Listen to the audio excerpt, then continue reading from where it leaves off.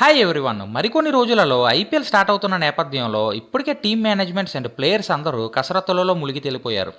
ఈసారి ఐపీఎల్ మాత్రం ముందు జరిగిన ఐపీఎల్స్ కన్నా ఇంకొంచెం ఎక్కువ మజానే క్రికెట్ ఫ్యాన్స్కి అందించడం ఖాయంగా కనిపిస్తుంది.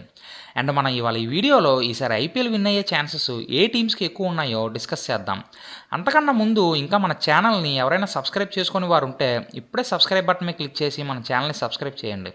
మీలో చాలామంది మన ఛానల్లో వీడియోస్ని అయితే చూస్తున్నారు కానీ సబ్స్క్రైబ్ మాత్రం చేయడం మర్చిపోతున్నారు. సో మర్చిపోకుండా సబ్స్క్రైబ్ బటన్ని క్లిక్ చేసేయండి. ఇంకా లేట్ చేయకుండా మనం మ్యాటర్లోకి వచ్చేద్దాం. ఈసారి ఐపీఎల్ టీం లైనప్స్ చూసిన తర్వాత ఓ 4 టీమ్స్కి అయితే కప్పు కొట్టే ఛాన్సెస్ ఎక్కువగా కనిపిస్తున్నాయి. అండ్ ఇప్పుడు మనం డిస్కస్ చేసుకోబోయే ఈ 4 టీమ్స్లో ఒకటైతే ఖచ్చితంగా కప్పు కొట్టడం ఖాయంగా కనిపిస్తుంది.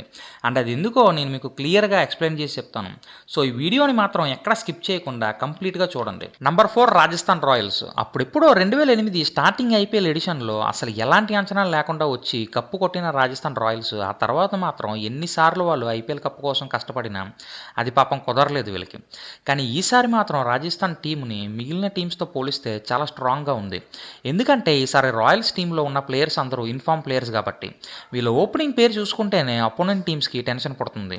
ఎందుకంటే అక్కడ ఓపెనింగ్ చేయబోయేది England star cricketer Jos Buttler and మన Indian team young sensation Yashasvi Jaiswal and one డౌన్లో వచ్చే సంజు శాంసన్ ఎలాంటి ఇంపాక్ట్ క్రియేట్ చేయగలరో మీ అందరికీ తెలిసిందే. ఇంకా వీళ్ళ మిడిల్ ఆర్డర్ విషయానికి వస్తే భయంకరమైన hitters Dhruv Jurel, Roman పవల్ and Simran Hetmyer ఉన్నారు. అండ్ బౌలింగ్ విషయానికి వస్తే స్పిన్ విభాగంలో the most intelligent leg and of spinners Yuzvendra Chahal, Adam Zampa and Ravichandran Ashwin ఉన్నారు.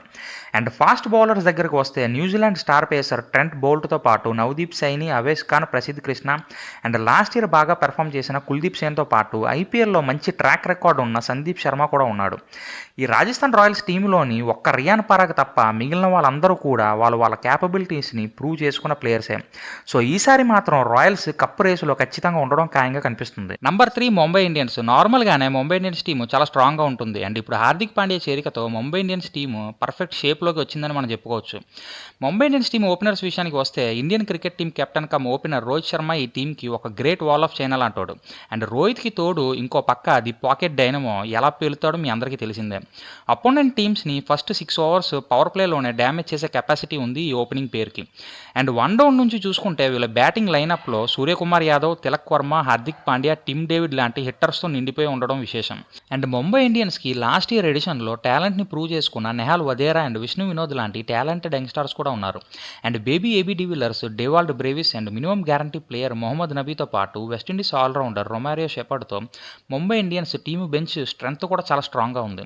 అండ్ బౌలింగ్ విషయానికి వస్తే the most wanted T20 bowler Jasprit బుమ్రాతో పాటు left arm pacer Jason Behrendorff and last ఐపీఎల్లో బాగా పెర్ఫామ్ చేసిన ఆకాష్ మధ్వాల్ అండ్ శ్రీలంకకి బాగా పెర్ఫామ్ చేస్తున్న దిల్షాన్ మధుశంక అండ్ నువాన్ తుషారా లాంటి క్వాలిటీ పేస్ బౌలర్స్ ఉన్నారు.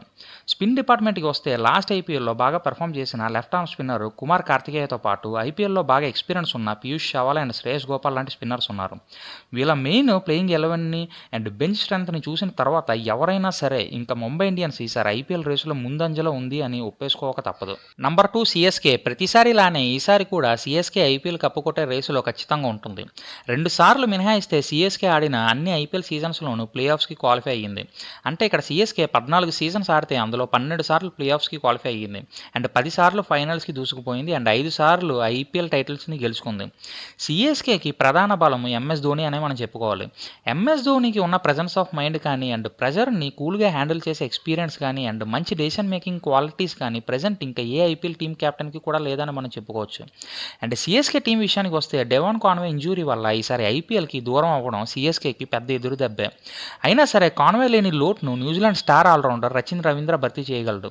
సో రుతురాజ్కి జోడీగా రచిన్ రవీంద్ర సిఎస్కేకి ఓపెనర్స్గా వస్తారు. అండ్ మిగిలిన ప్లేయర్స్ విషయానికి వస్తే సిఎస్కేలో ఉన్న క్వాలిటీ ఆల్రౌండర్స్ ఇంకా ప్రెజెంట్ ఏ ఐపీఎల్ టీంలోనూ లేరు.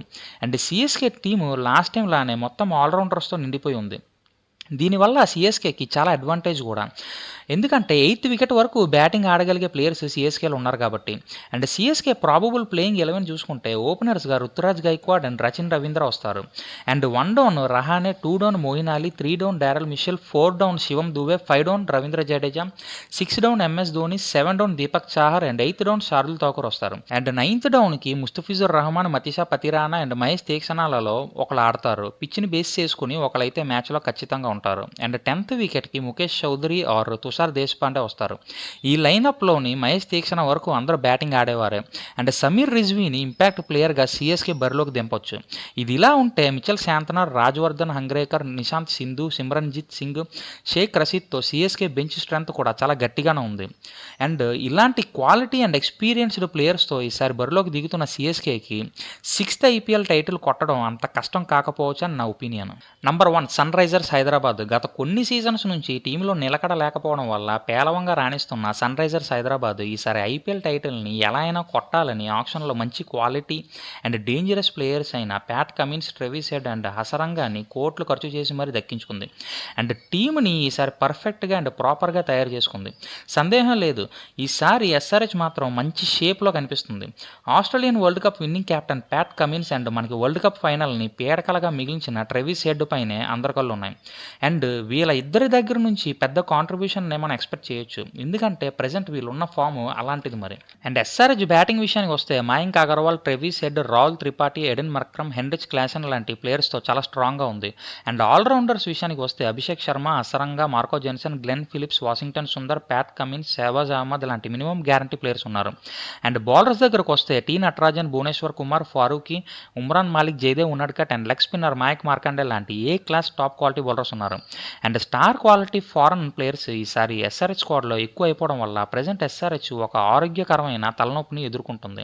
టీంలో 4 ఫారెన్ ప్లేయర్స్ మ్యాక్సిమం ఆడొచ్చు కాబట్టి Pat Cummins captain and Klaasen keeper కాబట్టి వీళ్ళిద్దరూ ఎలానో టీంలో ఉంటారు. అండ్ మిగిలిన 2 స్పాట్స్ కోసం 6 స్టార్ ఫారెన్ ప్లేయర్స్ పోటీలో ఉన్నారు.